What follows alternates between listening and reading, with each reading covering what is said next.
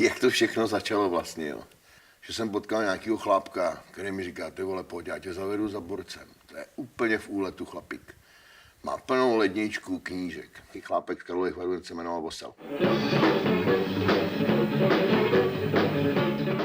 Tohle Vosel. Byl výborný kytarista a úplně jiný člověk, než tady vůbec všichni byli. Někde v roce 87-8, když přišel do České Lípy z Karlových Varů, tak se vlastně zjevil, já když jsem o tom dneska přemýšlel, tak mě to napadlo, jako když prostě ti do vesnice někde přijede někdo, kdo viděl moře. A nikdo jiný moře neviděl, než jenom ten člověk.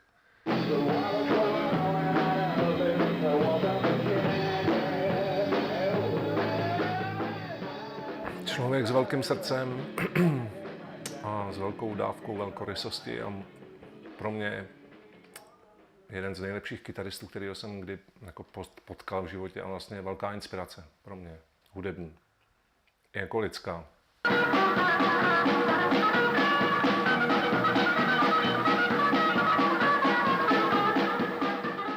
Hodně zajímavý chlápek.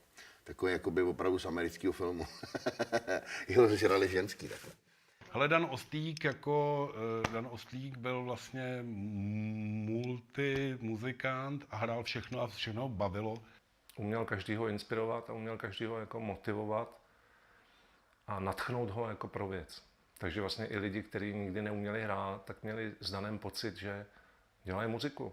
A začala vznikat jakoby fáze nějaký hudby, kdy teda byl jakoby ten Oslík, který pak říká, ty vole, já mám kámoše, my spolu děláme v té pijánce, že toho dřív chodili za bolševika na ty příděly, že jo, oni ho sem prostě poslali, ať byl z Varu nebo ne. Takže prostě ho sem přiložili ho sem. A tenhle chlápek prostě se jmenoval, tenhle ten byl z České Lípy a to byl právě ten Štěpán, to byl druhý zásadní člověk prostě v té hudební branži mojí. Osel potom objevil právě Boba a říkal, hele tyjo, mám jednoho kluka, on má úplně jako neskutečný feeling jako hlasový. No tak jsme udělali nějaký večer, sešlo se nás tam prostě nějakých 17, prostě v nějakým paneláku a teď jsme tam prostě v podstatě vytvořili řemdích. A tenhle ten Štěpán, ten vlastně přišel, jeho první setkání s náma bylo, že přišel do toho bytu k tomu Harmádiumu a v ruce měl sekeru. No a představili nám, to je Štěpán přenosil. Jo, nazdar, zeběhlo se do centrálu pro pivo do kýble, začalo se chlastat.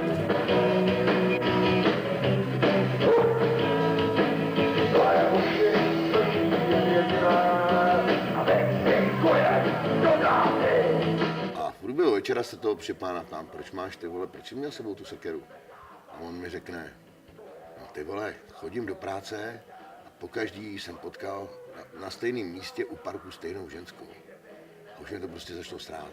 Tak jsem si vzal sekeru a když šla, tak jsem na ní udělal Láááá! No a představ si, od té doby jsem ji tam nepotkal.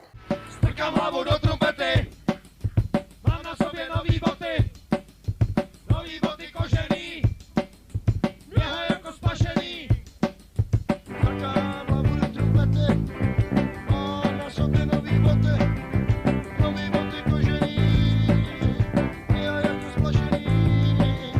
Sami lehce tancují na parketě milují. No a začaly vznikat věci. Do toho se vlastně objevili lidi, jako byl, prostě najednou přišel kytarista nějaký Žížel, jsme mu říkali, Petr Volhej, dneska už je taky mrtvý. Martina Kuricová, jsme říkali Dan Makulka, ta začala zpívat. Oči mobílem tobě hodí, pozdrav to nemlčí, a voda počí sněhem, jako mlčí o to byty nás.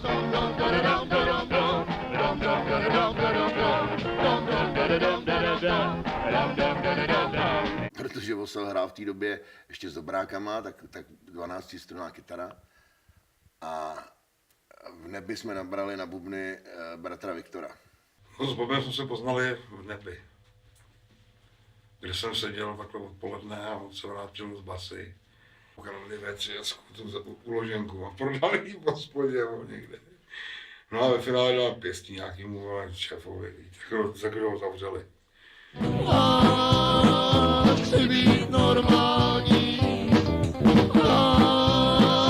chci být normální, chci být normální. A v té době jakoby se začal nějakým způsobem vlastně jakoby ten Řemík dávat dohromady. První koncert byl někde ve Sloupu, v Přírodním divadle. A já jsem se chodil každý večer koukat na plakát, který byl přidělený na samoobsluze na Severu. Že tam hrajem. No, takže asi jako každý, když začínal. No. Tam jsme vlastně hráli teda už s Řemdíhem a tam opravdu to bylo o tom, že ty kotlíkáři nás tam nesnesli úplně. Bylo to prostě o tom, že prohlásili prostě, že tam muzika do našeho lesa nepatří.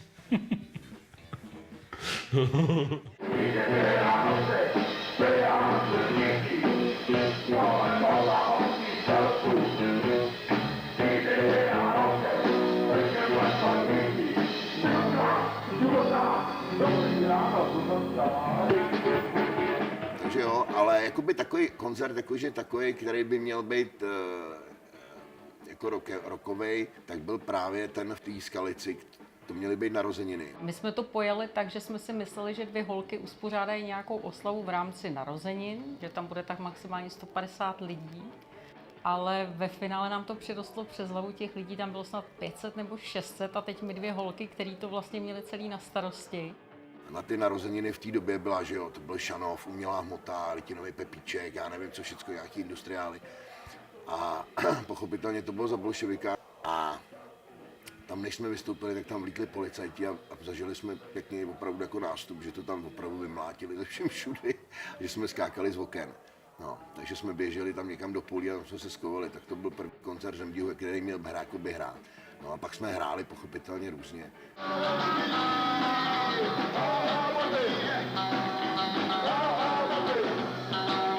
Před revolucí, když si to vemeš, tak se vlastně nemohlo vůbec nic. Ale ve finále se vlastně konaly prapodivný akce pod hlavičkou SSM. Mimo jiný, ty vole, já to na něj prásknu, Petr Skokan. Tak ten dělal taky nějakýho svazáka, mám pocit, v tom centrálu. Takže byly nějaký rockfesty, nebo ozvěny rockfestu a takové ty věci.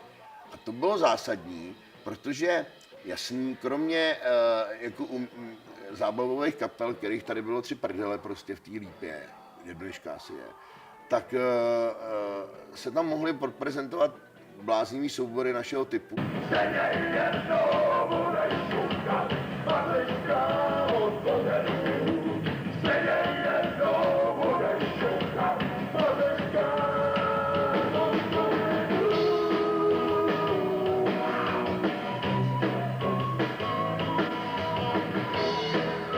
Tam se člověk mohl aspoň předvíst. Takže jo, dalo se, jako hráli jsme. Vlastně to už bylo taková ta chvilka, kdy ten bolševik jakoby zlobil. Dnes jsme svedkami toho, ako sa hlboko mylili všetci a tí, ktorí tvrdili, že leninizmus ako učenie už zastaral, že Veľká oktobrová socialistická revolúcia stratila svoju príťažlivosť, revolučný náboj a vyčerpala svoj dynamizmus. Opak je pravdou. Sme svedkami toho, že cesta, ktorú otvorila Veľká oktobrová socialistická revolúcia, naberá druhý dých.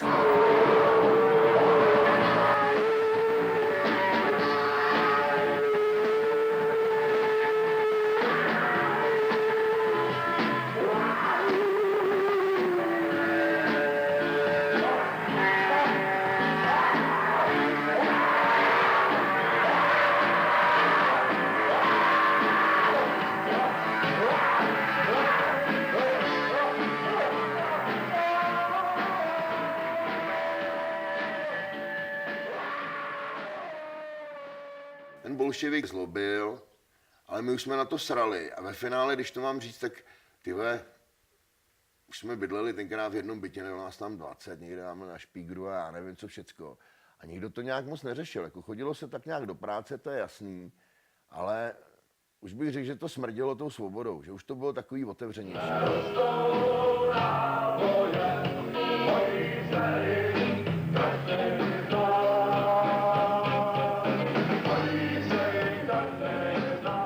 Zpívala ještě Martina Kulicová, že tam máme vlastně vedle Boba ještě ženský zpěv. Jo, to je fakt jako unikátní záležitost. A jako oni vlastně velice dobře doplňovali.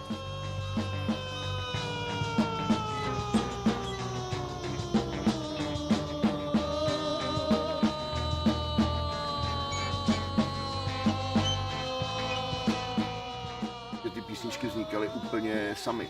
To byl takový jakoby nějaká euforie, že opravdu a ještě to celé znělo, jak to nazval Osel, svatý Vincent zpívá Welling Present.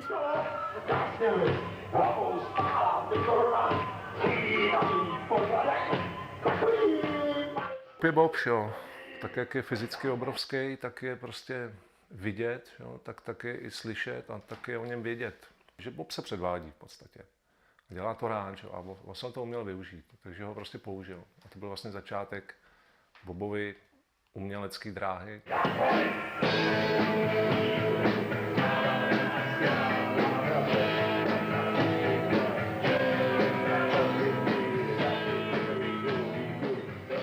Řemdích, no, pro mě z začátku byl takový něžný ještě, jo, že to prostě byla vlastně taková krásná muzika, ty texty ještě byly takový jako trošku naivní. Já jsem milovala úplně, když jsme chodili na ty bezdězy, my jsme se vždycky sešli prostě celá parta, on, Dan Oslík, Jirka, vždycky ty ženy, které zrovna kolem sebe měly. My jsme byli třeba, někteří jsme byli stálice, někteří se proměňovali, že jo. No a šli jsme na ten bezděz a pak se šlo do hospody a bylo to vlastně hrozně hezký. Byla to taková pospolitost. Jo, kluci byli takový ještě nesmělí. Byla to romantika, si myslím, že Řemdík byla ještě vlastně romantika. Pak to tvrdlo.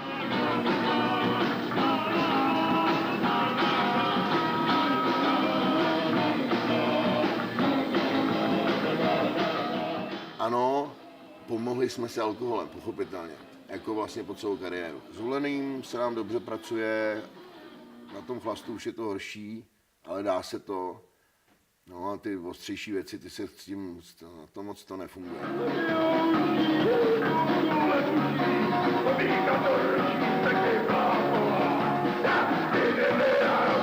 Bubeníka jsme schytli z Horní Lipchavy, neuvěřitelného týpka, nějakého Luďko Pecháčka, který mu se říká Pechineska. A tenhle ten chlápek na první zkoušku přijel s Klárou, na který si vez bubny, jakože bubny. Prostě vesnický vašek, na který se hrálo s koženou ještě tou, akorát, že měl šlapku. Nějaký přechod, já bych si tipnul dokonce, že to bylo z nějaký pixly na okurky. Nějaká hajtka, nějaký činel, no a s tím tam přišel, no. Ale protože to bylo jako v čarodějný zahrádce, tak mu kluci koupili bubny, no. Štěpán mu půjčil na škopky a měli jsme i bubny.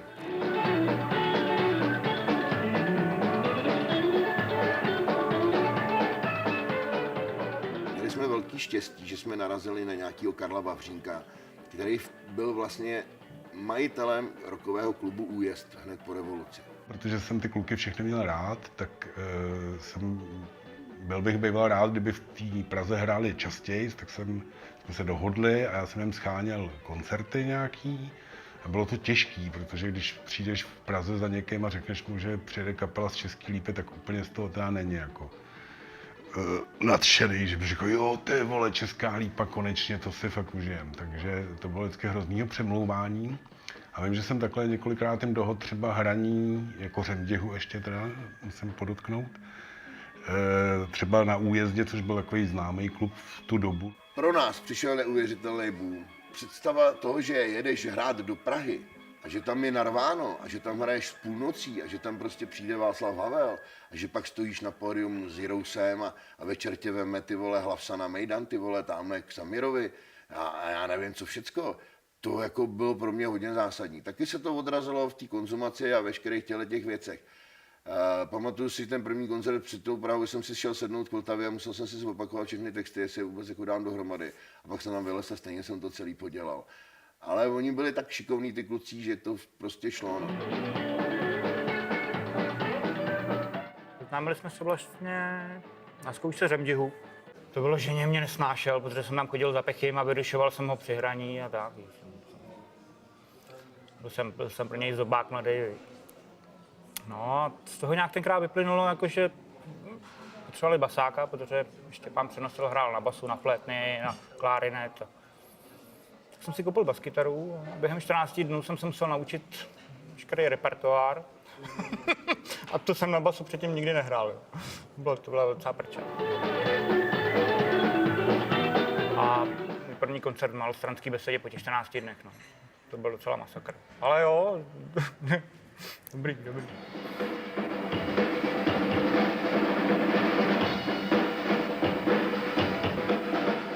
Byly to jakoby neuvěřitelné věci, my jsme tam opravdu hráli hrozně rádi a poměrně často.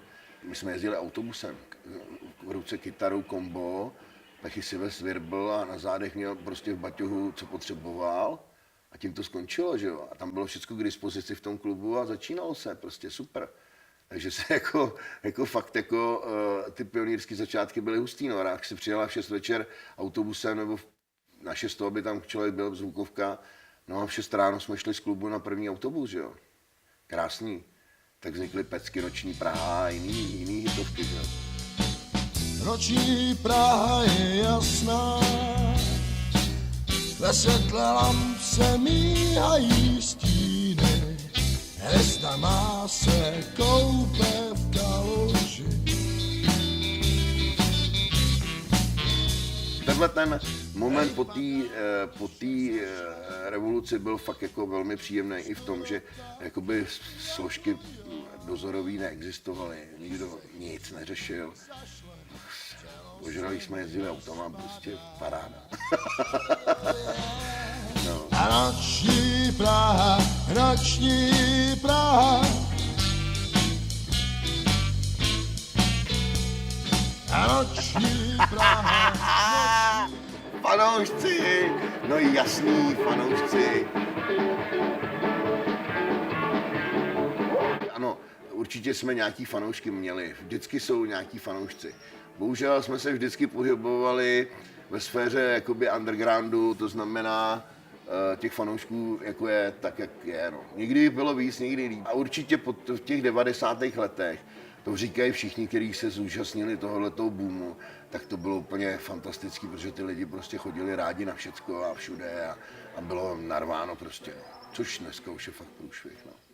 Tenkrát v těch 90. letech si mohl úplně všechno dělat a jak jsem říkala, že prostě každý chtěl všechno ochutnat. Ale i cestování, i muziku, i právě ty drogy a myslím si, že i ty lidi, že jim vůbec nedocvakávalo, co to vlastně je, co do sebe dostávají.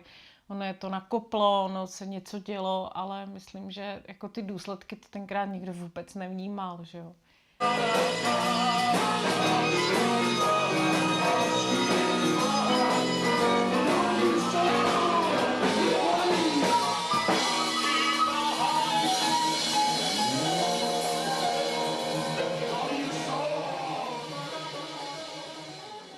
Potkala jsem svoji životní lásku, Daniela Oslíka, po kterém jsem slintala už asi 4 roky předtím, ještě v 80.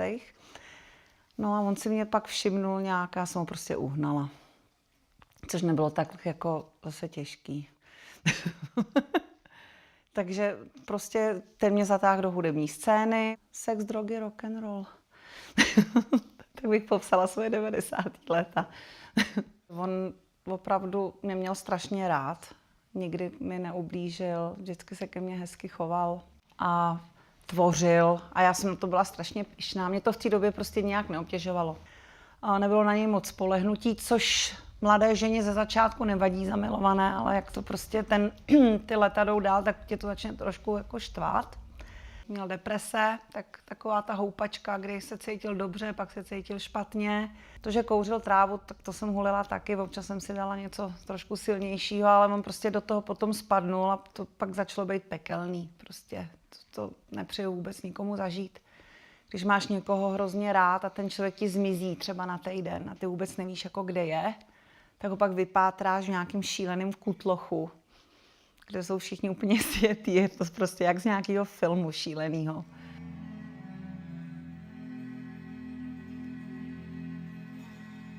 Daniel byl blázen. Daniel Oslík měl krásný uši a byl hrozně hezký. Hezký hlas prostě a miloval mě. Jsem ho milovala.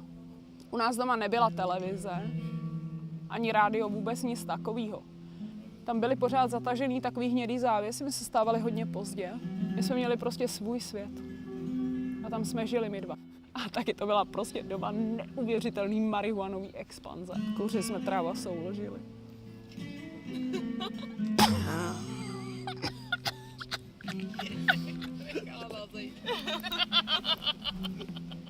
Ale Daniel byl čistý, když jsme se potkali a já ne.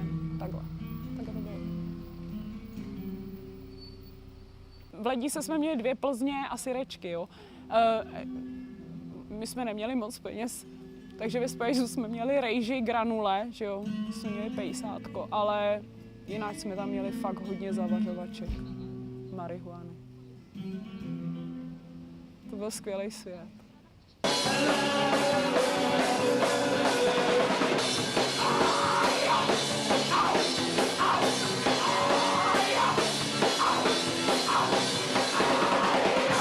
To byl takový jakoby free. No a pak se to začalo prostě rozjíždět. Dan se oženil.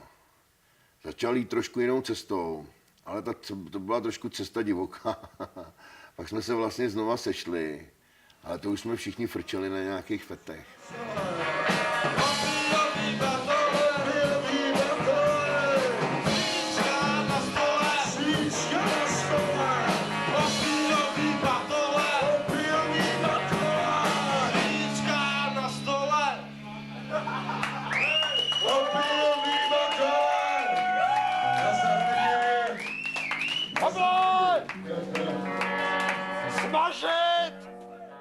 Život s Danem pro mě neznamená drogy, ale naopak.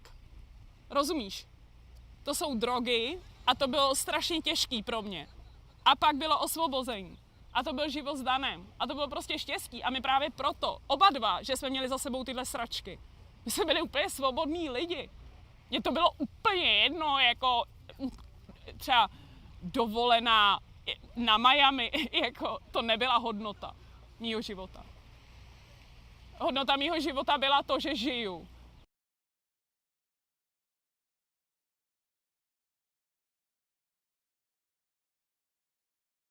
Drogy tu byly a bylo jich tu hodně, to si jako pamatuju, no. Samozřejmě prostě sex, drogy, rock'n'roll k té muzice, to možná ještě o to blíž. Prostě byla celá tahle kultura, že užívali jsme lecos, zkoušeli jsme lecos, někdo to přežil, někdo ne. Spoustu jich to neustálo, ale zase to hrozně nakopávalo v té muzice, v té tvorbě. A většinou si myslím, že to i docela rozjelo těm lidem nějaký démony. A proto jich už dost tady není. Mě říkal Dan, že to si neumíš představit, co to s tebou udělá. Když si to vemeš, to jako takový to, jak ty feťáci končí v těch kanálech, nebo někde prostě jako na nádraží, to ne, to ti někdo dá tu první dávku prostě, když jsou světla a všechno je v nejlepším pořádku.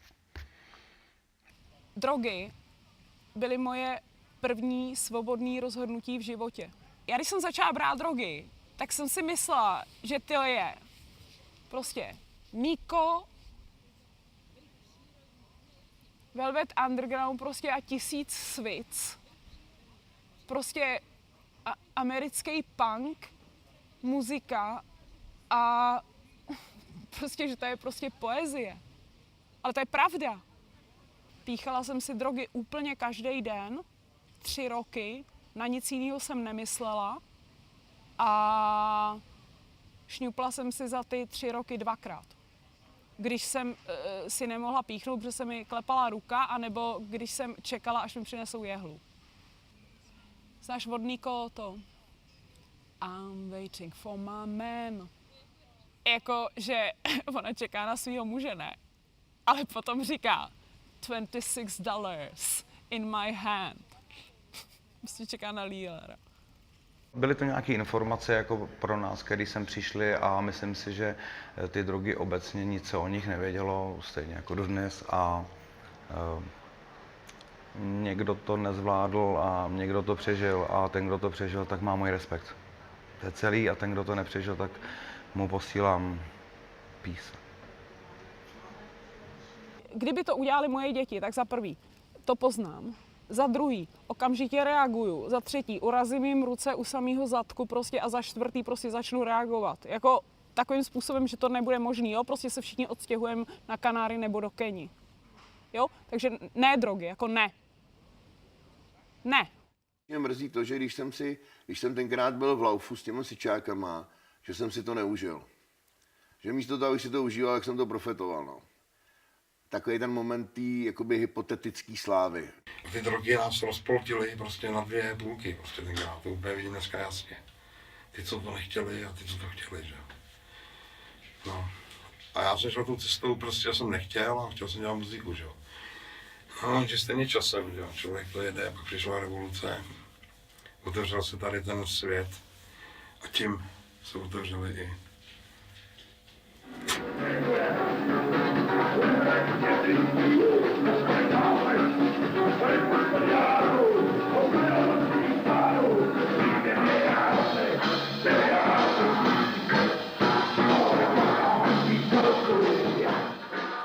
Takže to bylo trošku takový už mimotický. Ten Řemdich teda jako ještě hrál, pak vlastně Jirka Chudoba nám dělala chvíli manažera.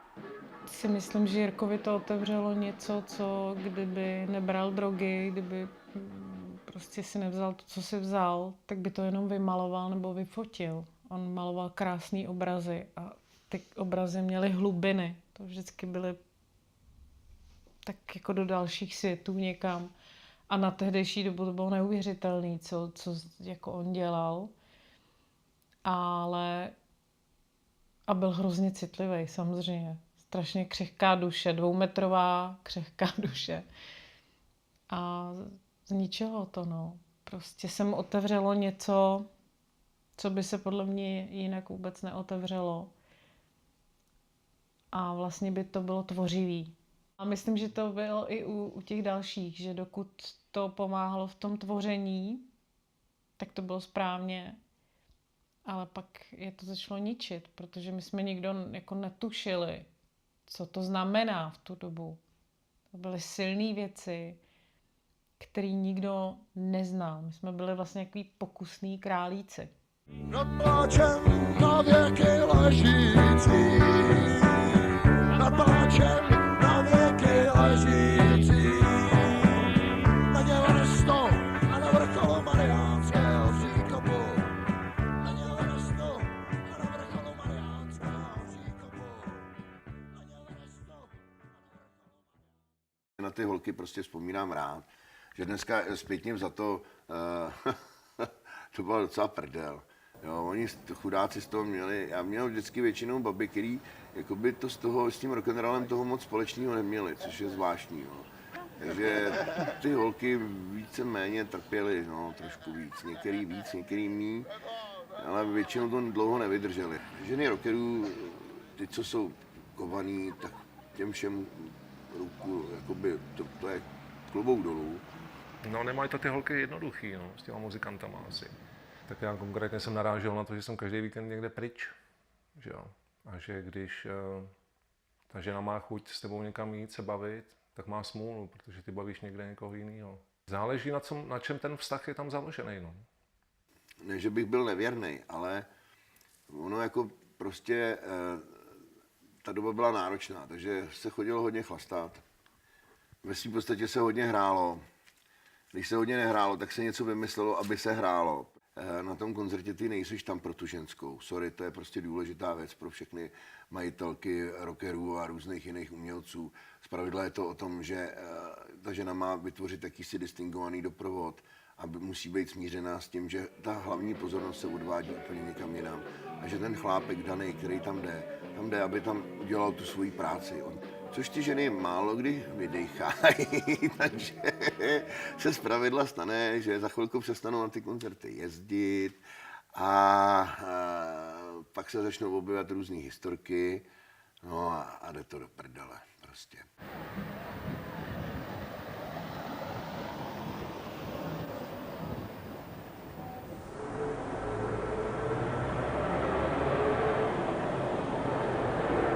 Česká lípa, co to je, že? Jsou kurtizány a taxikáři prostě jako nějaký novozbohatlíci, nějaký chudák, to je dělnická třída, co tam přijela za uranem. Tak co to jako je? Kde je jako nějaká šlechta nebo kde je nějaká jako inteligence města, jo? Pár lidí prostě, teď tam nic nebylo. To je kultura tady těch lidí z paneláku, prostě lidí z ulice. To není kultura lidí, kteří se narodili do muzikantské rodiny. To je kultura lidí, prostě, který jako tak nějak se, tak co tam můžeš dělat, prostě hrát si s inzulínkou na pískovišti, jako víš co, jako na sídláku. No tak si prostě obarví červený číro a jdeš dělat nějaký prostě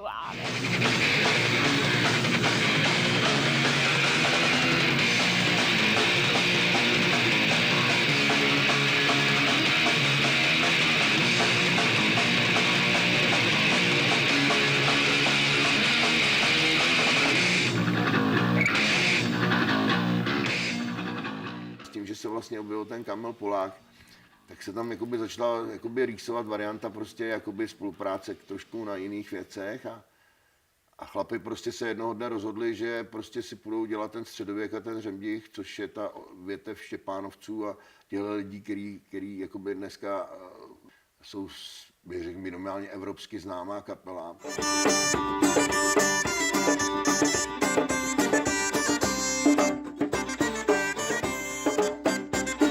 Tak já Řemdich považuji za takový jako samostatný organismus nebo fenomén.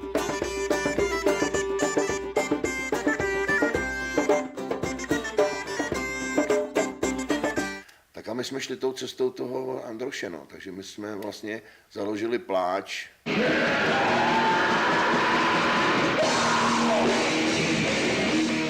Který pak měl zkušebnu s Toraxem v letním kině.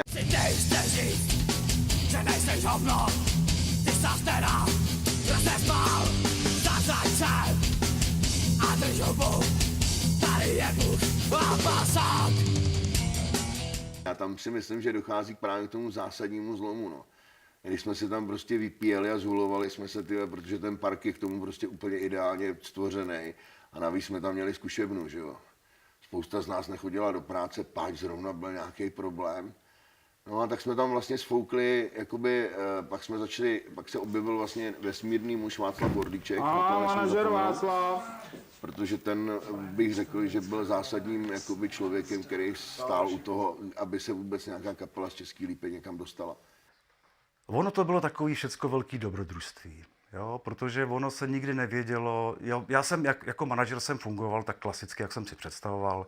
Přečetl jsem si, v Bangu vycházel prostě takovej rukověď manažera rokového, tak jsem si schovával prostě ty články a teď protože nikdo vlastně ani nevěděl, jak se dělá manažer, že? Co to je manažer, jak to vlastně má fungovat. No tak já jsem se takhle z toho učil za běhu. Unavený manažer, ano. Práce tady s tou kapelou, je to šílený, jo. Jsem psychicky úplně na dně, jo. Teďko žereme z dna, ty vole, to bahno pouštnický, ty vole, to šílený, ty vole. Já jsem si tenkrát říkal, že ve svý bláhový mysli, že to bude jako, že budu jako manažer, že to jako k tomu patří. Že to bude jenom image, že to prostě jako mě dodá ten kufřík, jakože uviděj, že jo, protože začaly se tady studovat takový ty knížky, jak se má člověk chovat jako manažer, víš, jako takový ty, jak máš držet tělo, jak máš držet hlavu, jo, dejchat. Jak máš dejchat, jo, jak působit, tohle, no ale tak když to... Takhle jste to bral, ty vlastně. Ale ten kufřík, ten to asi... Nehrál žádnou roli. Nehrál žádnou roli, ne. Obětavý člověk si myslím, že hodně pro ně, pro kluky udělal. To si myslím, že jo. Ale jeho žena teda toho furt někde hledala.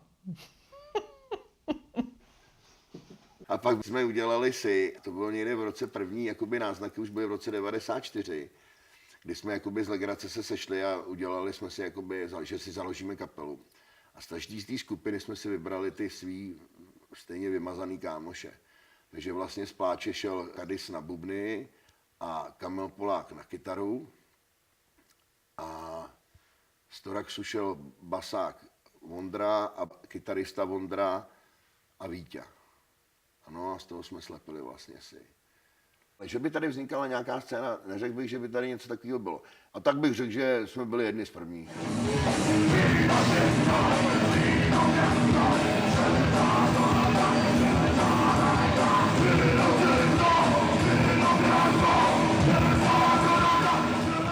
No tak začalo to společně vlastně ve zkušebně, no. Byl Pláč, byl Torax. Řeklo se, děláme srandu. Vznikly síčka, no.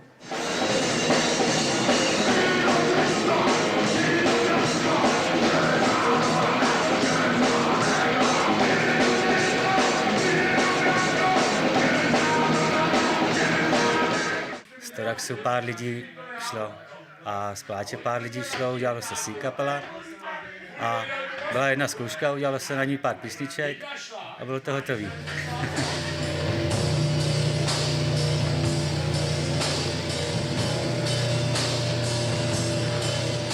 Bob tam do toho dával ty hovadiny s Víťou. My jsme to hráli. Jsme to vymýšleli fakt na těch zkouškách poctivě a takhle to dopadlo. Dobře.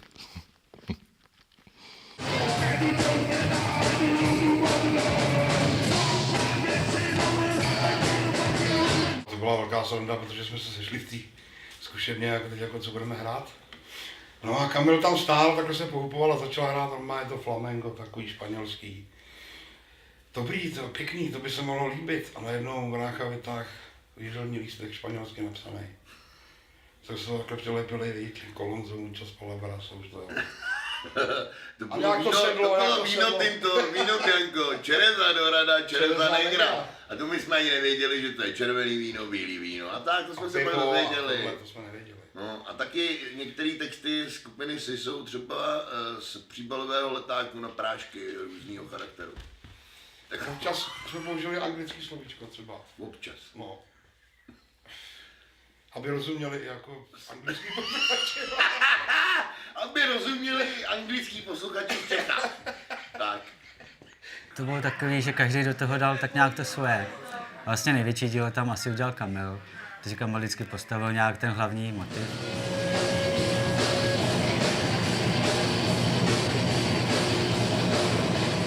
A pak vlastně my jsme do toho dodělali už ten zbytek. Každý jsme si tam dodělali, tak co bychom tam asi hráli a řekli jsme si, jo, dobrý, nebo zkus tam něco jiného.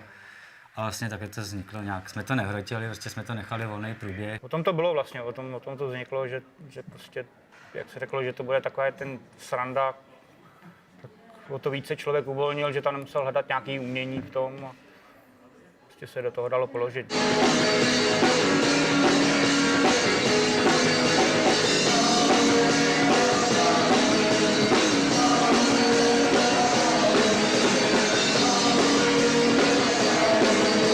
Zase se hrálo tak, že se začínalo ve čtvrtek, pátek, sobota se hrálo, to byl jeden koncert za druhým, neděle byla jakože v neděle a pondělí byl jako týden, jenže my jsme toho moc nepracovali v té době, takže se ve čtvrtek začalo.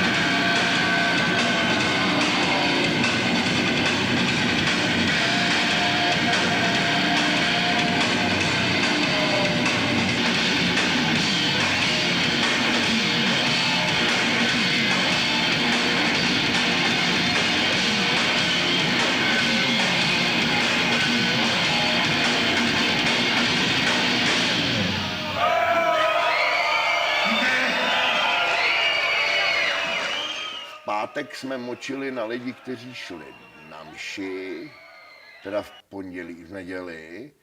Pak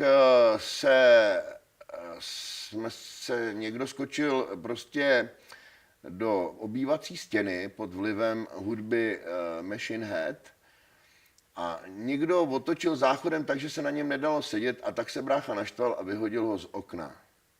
V noci, kdy přišlo pondělí, se celá situace opakovala a tak to šlo do středy. A ve čtvrtek jsme jeli hrát.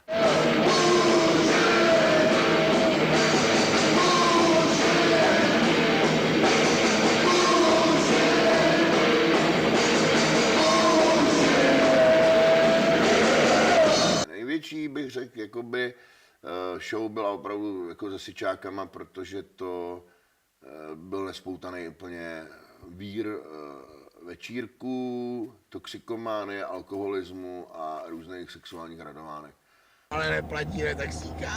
Přesně tak, dále to za 1000 a máš to zadarmo. Ne, my jako se vás natočíme, protože to bude dokumentární film jednou a to bude pohoda. Točíš to, Karisy? Točíš, kudy jedem.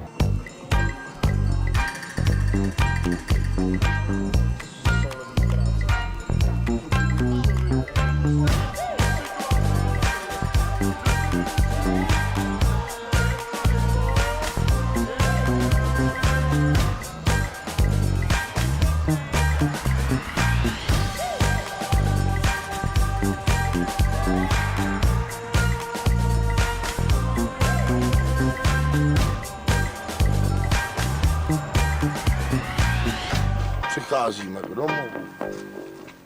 Domov? Už zase skáču před tebou. No, ale musíš jako, jestli jsi ten velitelský delegace. No. Ano, Pšocha přichází, prochází. Se první návštěvní studá spin. Nezvoň, tam já. Počkej. Nezvoním! Kdyby si nechápal, to nezvoním. Co to jo? Tak to jsou záběry z prachy, jo.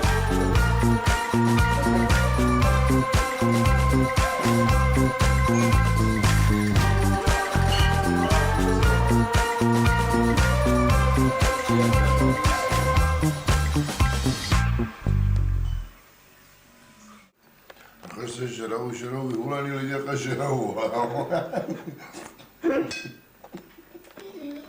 Proč máš tak velkou lžičku? No, že já tam není prostě. No, teď dneska to jsem dostal. To se vyčtej, ten půstry, žádný rozumíš, to pořád jsem nechápil. Ty vole, to je... Kolik hodin?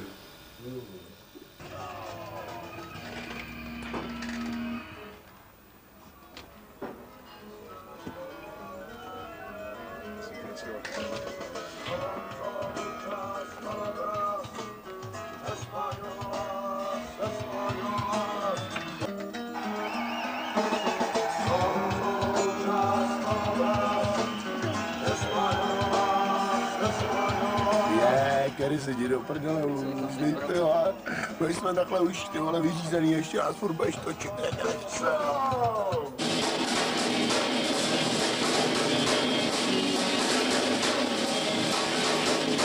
Jsme hráli v Krkonoších v zimě v takový stodole, normálně, která byla celá pod sněhem. No a místní frajeři vytáhli vole slovovičky, viď. No a Rybník se nabumbal víc než měl. Najednou se mělo jít hrát a on nemohl stát. Tak jsme ho normálně tou páskou byl na auta. Postavili k tomu sloupu takhle, tomu trámu. A celý jsme ho oblepili takhle, víš. Takže on byl normálně přilepený k tomu sloupu a odehrál ten koncert. Ale odehrál ten koncert. To zase jako odehrál. Je to Viking. Je to Viking. On tam vlastně ani nebyl, ale odehrál to. To je blbost. To je Víťovina, vole, určitě. Ten hodně přehání. Hele, Kamil spad z pódia i s aparátem. Bobáš kolikrát neuměl zpívat. Já jsem byl, kde to bylo, v tom Mostě, tam jsem ležel před bicíma, úplně ožralej. Ale že bych byl někde přivázaný, to nevím, no, to nevím. Tohle je Pavel. Jedeme prostě do Prahy. To je úsměv, ty vole. Ano, k startování automobilu patří k specializaci Škoda nic. Ano, a je to tady. Že jsme tenkrát měli i turné v Mražáku. Co prostě Bob nesehnal auto a najednou přijíždí ke zkušebně. Jo, vy jste... Dodávka byla vepředu 3 místa a vzadu ta buňka. Maso uzeniny. A říkal, dělá si prdel. No má je otevřel tu lednici, ty dveře. Naházeli jsme aparaturu. Dopředu set von s rodníkem, protože měli papíry jediný. My v pekařském, A my vzadu, zavřený, zdukotesně. Svíčka, vole, normálně. A jsme nevěděli, kam jedeme, co se děje. Jste dali půkané, ale... No jasně. A po každých 50 kilometrech zastavil Bob a vypustil nás ven. A my vybíhali a... A zase. A do Plzně a z Plzně tamhle a tamhle. A furt to Mražáku, ty vole. Smrdili jsme masem sknělým. Úplně brutální. Dneska by ty kuci to ani nevlezli, vole. Prostě ty 90. letka, když jsme hráli s těma klukama z Španělsko, hardkorový Espanoli, tak bych řekl, že byla jakoby největší jízda mýho života, to jako bez debaty. Ty 90. třeba pro mě byly hudebně a i kulturně celkově o nějakým crossoveru prostě. A hip-hop mi do toho zapadal a konečně přišli Red Hot Chili Peppers a pak najednou jsme dostali facku ještě od tvrdších kapel blablabla a objevili se třeba SIčka, který byli jednou z těch kapel z 90. Jo, to bylo schválně. Tohle ne. Pak přišli SIčka třeba jako tvrdá kapela a vzpomenu i jiný jména z té hardkorové scény, ale vím, že ten sever byl takový vyhraněný, který prostě nás zabombili úplně do země.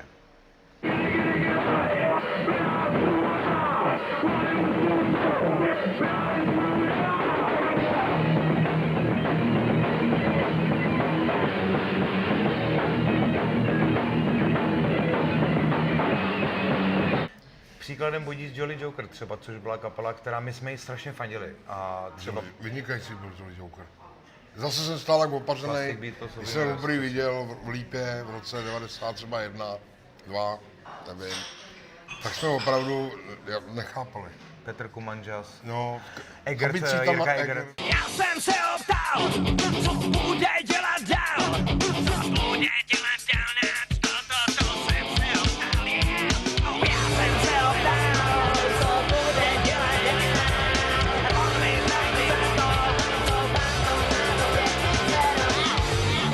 A měli ten klip a už to bylo, ale bylo to hudebně super. Byla Petříně, jak lezou nahoru. No, Raketou já do jsem tmy. se ho ptal, co Raketou. bude dělat dál. A on mi řekl, tak na tohle to vám tu na pěkně seru. Nebo tak...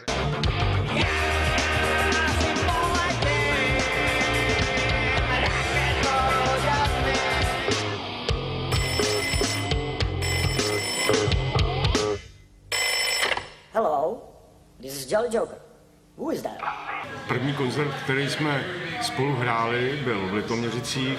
Image byla bombastická. Koncert byl samozřejmě taky dobrý a hlavně celý to, jakoby to nasazení bylo jako nadčasový, že ty kluci prostě věděli, co hrajou. To byl můj první zážitek, hnedka jsem si zapsal, že to bude prostě tý naší desítce 90. let jako jedna ze zajímavých kapel ze severu, která prostě jako, s kterou se určitě prostě budeme potkávat. Když to nazvu generace, prostě, která vlastně v té době prostě fungovala v těch 90kách, tak si dneska uvědomujou, že prostě jako už asi nic takového jako neproběhne. Budou vzpomínat na to, že jako se cítili v té době svobodní, žili v té představě, že tohle je jako ten jakoby zdravý, prostě radostný styl života. Alcada, serpiente, humana,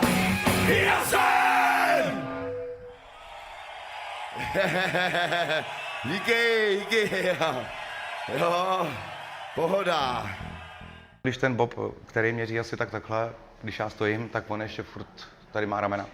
A ten Bob, tak ten mě chtěl zaříznout, no, prostě když mě viděl, já jsem kolem něj lítal jako ratlík, mám pocit, a on řekl tomu Vítkovi menšímu, který byl tak jenom takhle velký třeba, který měl ty ramena, tak řekl, podej mi kučíla, já ho podříznu a je vyřízený. A pak když zahráli, já samozřejmě myslel, je to jako v dobrým a obejmuli mě a do dneška mě také drží ty frajeři. Jako. Já jsem se vždycky těšil na to, že, prostě, že uvidím, že vlastně uvidím prostě jakoby prostě tu jejich jako akci, která je na doraz, jo. A to se už netýkalo jenom Boba anebo Víti, ale i těch druhých kluků, protože ty měli taky svoje problémy. Vždycky jako jsem z toho měl takový dojem, že to je jako poslední koncert jejich, jako ten rush, který se vázal s tou muzikou, tak nezaručoval, že je člověk ještě někdy jako uvidí, jako prostě bylo to všechno jako velice na hraně. No. V tu dobu i my jsme patřili k těm, který já jsem tomu rád říkal jako pozitivní agrese, jako ať to zní jakkoliv pateticky, tak prostě oni měli taky něco, co bylo strašně temný, strašidelný, ale přitom v tom bylo srdce kus pravdy a ty jsi věděl, že to jsou oni, takže to jsou naši kámoši na tom pódiu a není potřeba se toho bát, ani tam, ani mimo to pódium. A tyhle kapely mě baví do dneška čím dál tím víc. Díky tyhle Bandoleros já mám vlastně dneska třeba širší jakoby obsah téhle hardcore muziky v mý knihovně, takže kluci, tohle je pro vás. Dík. Za největší úspěch Síček jako kapely českolipský považuji to vlastně, že vyhráli v roce 96 New Rock Generation a umístili se v takový prestižní soutěži Marlboro Rockin vlastně v semifinále. Možná jste si v průběhu večera všimli, že mezi jednotlivými koncerty byly docela slušné přestavby. My jsme se teď dohodli, že vlastně kapela, která vyhraje, zahraje ještě pár písniček, skutečně dvě své nejlepší písničky. Já vás teď trošku navedu, než řeknu to jméno. Aparatura se nebude přestavovat. Je to tady skupina vítěz soutěže New Rock Generation, pánové, C.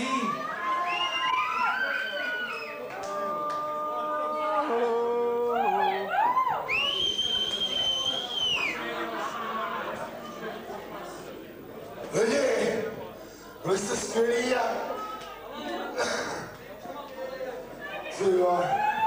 Jsem strašně připravený. Hobla! Dejte mu hobla! Jo, to opravdu byl obrovský úspěch. Potom teda jako osobní úspěch taky považuji to, že hráli dvakrát vlastně v legendárním, dneska už zavřeném klubu Bunkr. Byla to taková atrakce, že za mnou potom chodili i prostě návštěvníci toho klubu a jako říkali, jo, co to je za kapelu, zpívá prostě španělsky, jo, a prostě byli z toho nadšený, že jo.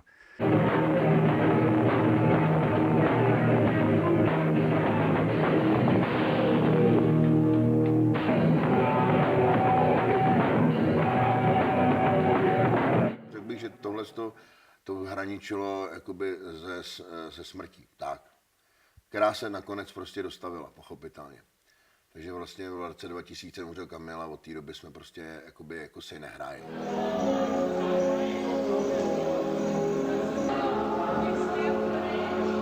Kamil byl zamilovaný do své ženy. Bohužel prostě se stalo, že si prostě ženská našla jinýho chlapa. A nakonec se tam nějakým způsobem ještě odhalil. No a od té doby se vlastně permanentně snažil prostě z toho světa zmizet, takže docházelo k různým excesům. My jsme měli koncert na horách, kde se nám ptali, jestli si nechceme vyzkoušet sjet si na tom snowboardu a na takových prostě legridech. A ten Kamil prostě, já si to pamatuju, že mu říkám, ty vole, nebyl mě diva, teď se na tom zabiješ. No právě, mě o to jde. Nevím, jestli jsme měli možnost mu to nějak jakoby vymluvit, tam asi už to byla jeho hra všecko. No a v den vlastně koncertu, nebo prostě týden před koncertem, nebo já nevím, tak stávalo jsme, že jsme se neviděli, tak jsme se potřebovali jakoby vidět, tak jsem ho scháněl, nesehnal jsem ho a v den koncertu jsem tam vlastně jakoby šel za ním a zvonil jsem a bohužel už prostě nic, jenom jsem slyšel kocoura. Tak jsem volal bráchovi a říkám mu, prosím mě, přijďte sem podívat, je to nějaký divný, ty vole, mně se to prostě nelíbí. Tak jsem šel pro něj domů, že ho bouchám na dveře, nic prostě. A strašně řval kocour, měl kocoura, víš, úplně tam šílo, že jo. Tak bouchám, říkám, volám klukům, říkám, hele, on to neotvírá, tohleto. kde má rodiče, tam nahoře, tak jsem šel pro rodiče, takže policajti, našli ho tam, že jo, prostě tam ležel. Údajně mu prostě prasklo srdce, takže prostě budeme vycházet z toho, že on opravdu jakoby umřel z té lásky, si myslíme my všichni. Jestli to bylo jinak, ať si každý myslí svoje. To byl otřesný zážitek, zase další, že jo. Ještě takovýhle kámoš, ještě člověk, který vlastně prožil takový mazec ve svém mládí, že byl vlastně veteránem válečným. Byl v Kuvajtu, že jo, prostě to nikdo neví, prostě zažil tam pekelné věci, který nám vyprávěl jenom po flašce chlastu, protože nebyl schopný o tom normálně mluvit.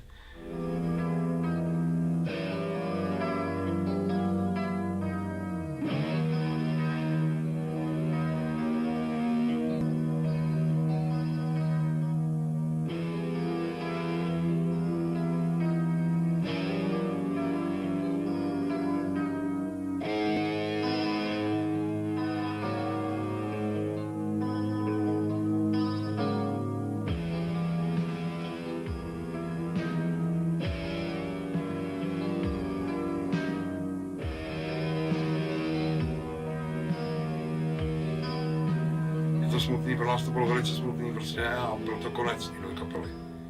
Protože bez něj to nebylo, tam nebylo nic. Takže to mě hodně poznamenalo a do dneška na něj prostě vzpomínám a když si pustím jeho nahrávky, tak z toho teču.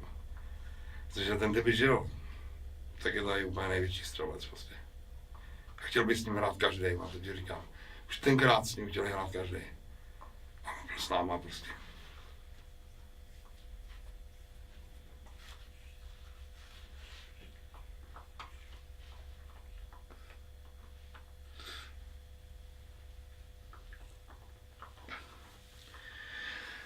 Pardon. Chybí ten člověk, no.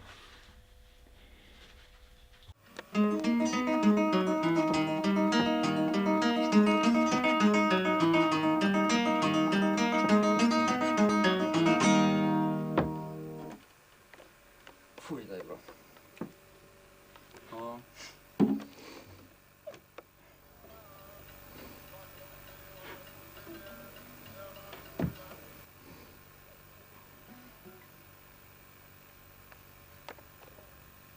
Já chci slyšet, jestli opravdu teď všichni zařvem adios, Kamilos, tak ten barák musí spadnout. Raz, dva, tři, čtyři, adios, adios!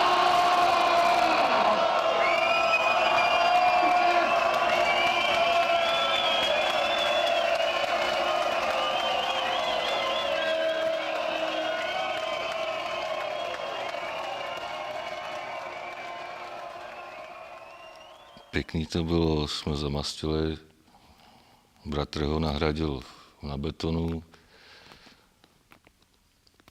požárníci tam běhali, že spadne strop, protože tam bylo taky mraky lidí, rozsekaly se nějaký lavice, před lidi skákali na lavicích a bylo to pro mě fakt jako kdyby tam byl, prostě úplně kdyby tam byl, no, prostě s náma. Myslím si, že si prostě zaslouží, že má ten pomníček, kvůli kterému to ještě pak všechno skončilo děsivým fiaskem, že jsme se na sebe nasrali, protože si lidi mysleli, že jsem ty prachy prošustroval a ono fakt nebylo prdel sehnat nějaký prostě řemeslníky, který vám vytesou kytaru a nevím co všecko, nikdy jsem nikoho nepohřbíval. No, rodinu prostě zajímalo hlavně, kde jsou ty důležité a cenné věci a na to ostatní se vysrali, takže jsme se postarali o ten zbytek my. Starouši. Nabij to. Hezky. Čau. Čau.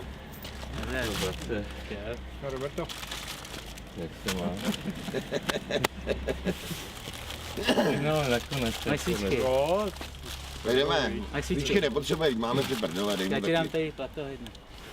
Ty vole, ty si za to utratil tolik peněz, jo. Já myslel, že jdeš víc, protože pan Živiců má osvětlování, tak aby byla výžadová, vole.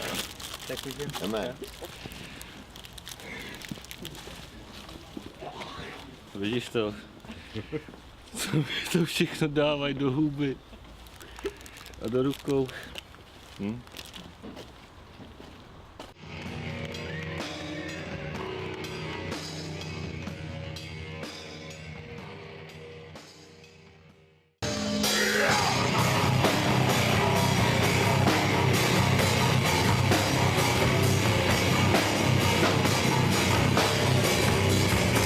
Takže co vole, vy dva chachaři, dáme to dohromady v tom únoru nějak. Jasně. Jestli ještě vydržíte do té doby, Čeho, co to mělo být, ty piče. Aby tam bylo vidět, jakože ten comeback po letech, ty vole, strávených, ty vole, v ilegalitě se objeví obtlouslí starci, ty vole. A spustí tam tenhle humbuk, jo.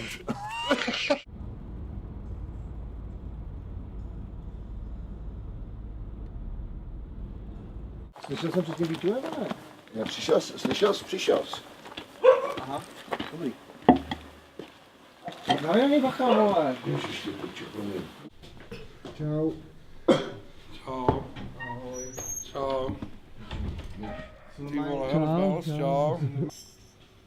To víš, ta generace se probudila a už chtějí pařit, no. Teď nepřijdou. No jasný, že nepřijdou. Tohle má úplně jiný náboj, ale ono se to jakoby podle mě převrstvilo do spíš jakoby úplně ještě jakoby jinam. No právě, no. Jako s tím, že to je jakoby opravdu událost a že kdo tam na té události jako nebude, no tak bude v lípě za kreténa. Tak mi to přijde teď, víš, jako, že já potkávám lidi, kteří jako fakt jako... Ani nechodí na takové akce. No neznám, já je neznám. A dneska mi nějaká paní, ty vole, fakt žeru ten salát, ne, vole, a paní. Čau, paní, pro mě, že jo. Čau, ty vole, zítra jo, dobrý. Jo. Super, čau. Vůbec jsem, kdo to byl, nevím. To je po Kamilovi. Kecáš. Na hrodní kopyto. Ty vole, Kamilovo trsátko, jako legendární. Ale ne. Ty vole, aby to nebylo jak s těma svatýma ostatkama, ty vole, jak někde, vole, uštípli kus třísky a pak chodili po trzích a... Můžeš hrát takovým prknem.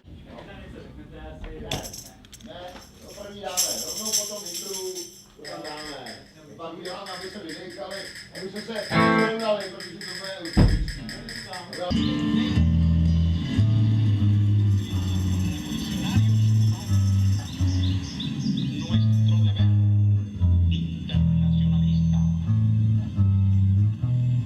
Potkali si, začínáme.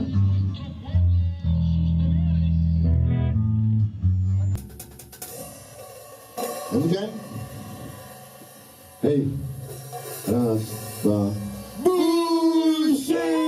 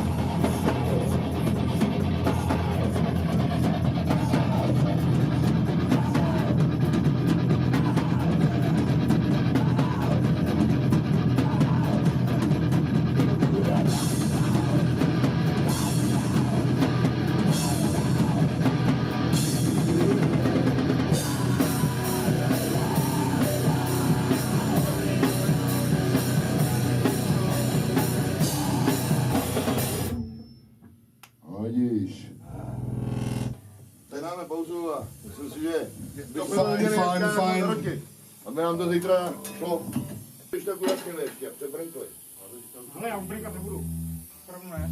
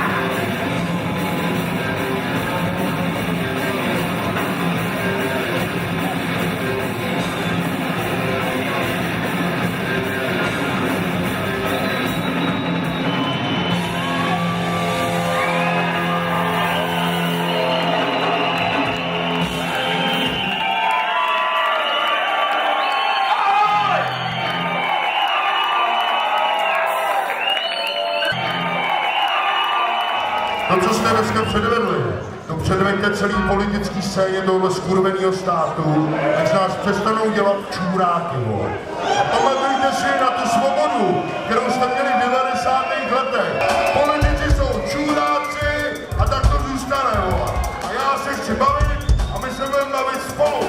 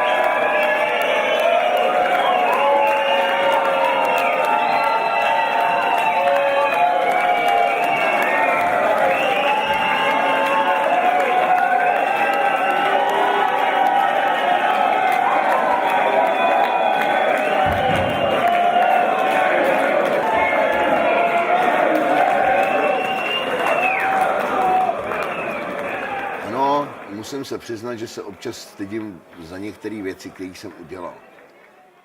Občas jsem musel třeba jakoby, připravit si půdu, když jsem někoho chtěl vyhodit z kapely. Kdo mě srál. A viděl jsem, že ty ostatní je moc nesere. ale ano, musel jsem občas šáhnout do repertoáru zmrďáren a použít to prostě ve svůj prospěch, ano. Udělal jsem to a toho jedinýho si trošičku na sobě, jakoby, to mě sere. Je to takový divný, no, stydím se, no, někdy se občas musí člověk stydět, když si to probere, ale není zase, hele, na druhou stranu, za co bych se kurva styděl? Když jsem byl mladý chlap, ty vole, který chtěl být slavnej, ty vole, a bylo mi úplně uprdele, ty vole, co si o mě ty lidi myslejí, tak jsem to prostě takhle vzal, nazdar. Jestli se to mám stydět, hovno, nestydím se za to.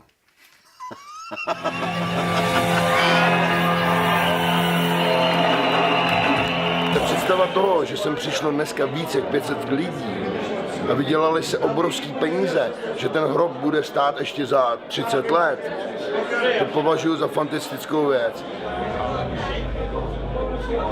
Díky bráchovi, vole, jsem si mohl zahrát. Díky mě, jo. No, samozřejmě, tak to mám počený půjty. Jak být plácal do stehen. Měl takový adrenalin, že bych přivrátil tu budovu. Úplně fakt strašný adrenalin. To nebyl stres, to byl adrenalin. Také to mě pumpovalo, víš, úplně. Jsem za to strašně rád a klidně bych to dělal dál.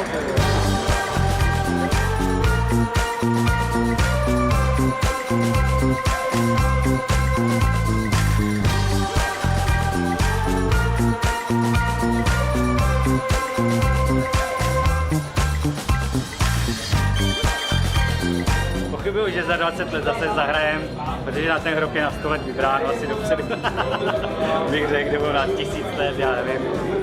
Ale je pěkný, že se povedlo to spojit ty lidi, co tenkrát chodili. A vlastně dneska přišli znova a bavili si úplně stejně jak dřív. A my jsme jim mohli dát tu radost, aby z toho měli radost. A to je skvělý, ne?